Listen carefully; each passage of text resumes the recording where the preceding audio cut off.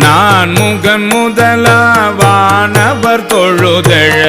ஈரடியாலே மூலகலந்து நாதிசை முனிவரும் ஐம்புலன் மலர